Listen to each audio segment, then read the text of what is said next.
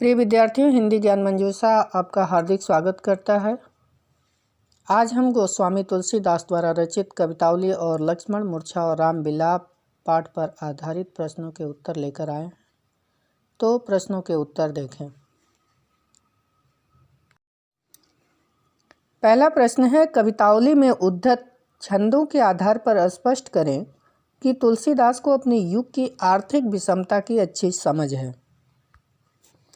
उत्तर देखें।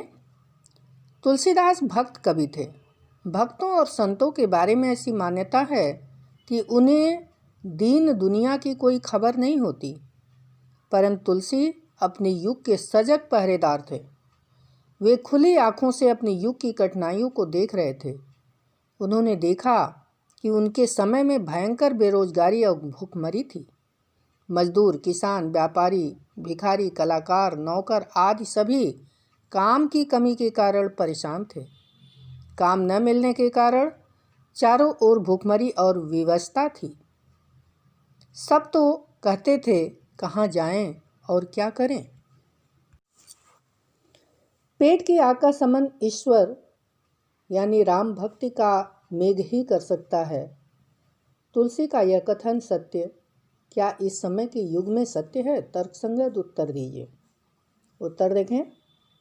तुलसी ने स्पष्ट कहा है कि पेट की आग को ईश्वर भक्ति रूपी मेघ ही बुझा सकता है। यह बात न केवल तुलसी के युग में सत्य थी, बल्कि आज भी सत्य है। मनुष्य का जन्म, उसका कर्म, कर्म की इच्छा तथा कर्म फल सब ईश्वर के अधीन है। समाज में साफ दिखाई देता है कि करोड़ों लोग काम धंधा करते हैं, उसमें से कुछ ही लोग सफल होते हैं।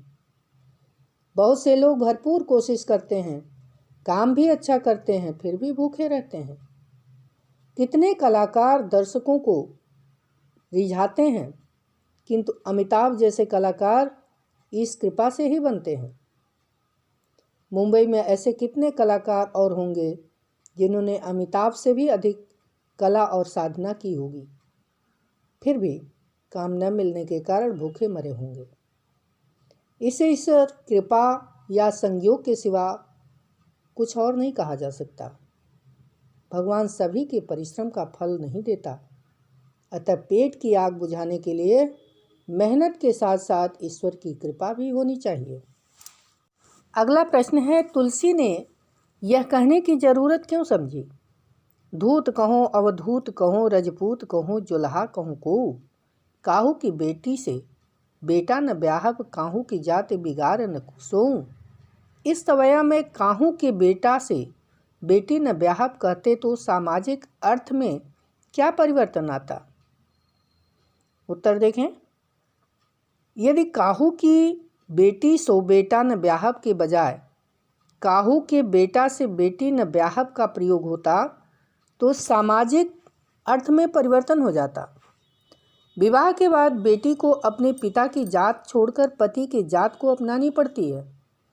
अतः यह तुलसी के सामने अपनी बेटी के ब्याहने का प्रश्न होता तो जात बिगड़ने का खतरा तुलसी को ही होता, अन्य किसी को नहीं।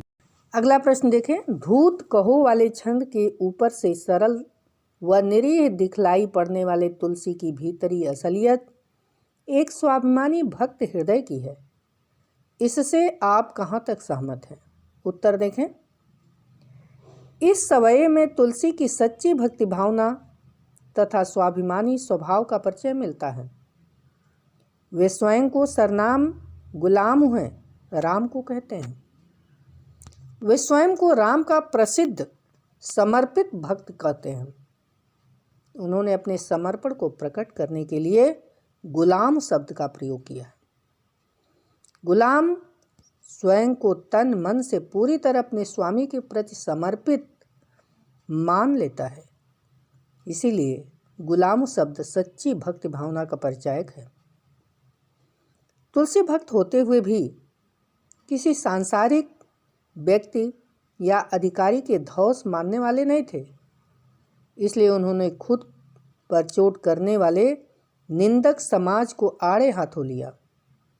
उन्होंने निंदकों को खुली छूट दी कि वे जो चाहें उनके बारे में कहें। उनका किसी से कोई लेना देना नहीं है, न ही वे उनसे मांगकर खाते हैं और न उनके यहाँ शरण प्राप्त करते हैं। अगला प्रश्न है, भातृ शोक में हुई राम की दशा को कवि ने प्रभु की नरलीला के अपेक्षा सच्ची मानवीय अनुभूति के रूप में रचा है। क्या आप इससे सहमत हैं? तर्कपूर्ण उत्तर दीजिए। उत्तर देखें। एक बात स्पष्ट है कि लक्ष्मण की मूर्छा पर शोक करने वाले राम भगवान नहीं हैं। वे भगवान के रूप में नर लीला नहीं कर रहे हैं। यदि ऐसा होता तो उनका एक एक वचन अति मर्यादित होता। वे पिता की आज्ञा के उल्लंघन की बात न कहते, न ही यह कहते कि पत्नी तो आती जाती है। ये बातें उनके असहनीय दुख और प्रलाप को व्यक्त करती है। ये बातें मानवीय दुख की अतिशयता के कारण उपजती है। अगला प्रश्न है, शोकग्रस्त माहौल में हनुमान के अवतरण को करुण रस के बीच वीर रस का आविर्भाव क्यों कहा गया है? उत्तर देखें।